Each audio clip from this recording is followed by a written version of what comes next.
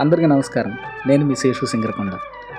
కూరగాయలు చెట్టు మీద నుండి డైరెక్ట్గా చట్టిలో పెడితే ఎంత టేస్ట్ ఉంటాయో మీ అందరికీ తెలిసిన విషయం.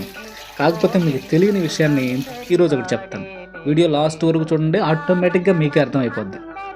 ఇంట్లో వంటలు నచ్చినప్పుడు మన మగాళ్ళు ఏం చేస్తాం, బయటకు వెళ్ళి తింటాం లేదా బయట నుంచి తెచ్చుకుంటాం. కానీ నేను మాత్రం రివెంజ్ ఈ రేంజ్లో తీర్చుకున్నాను అనమాట.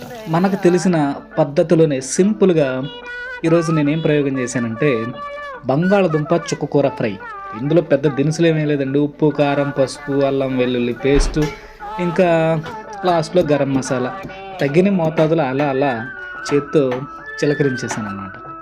చూడండి, నిజంగా చాలా అంటే చాలా మంచి స్మెల్ వచ్చింది వండేటప్పుడు. మొత్తానికి నా రివెంజ్ ఇలా తీర్చుకున్నాను. మొగుడు చెప్తే వినాలి, మగ మహారాజుకు జై అనాలి.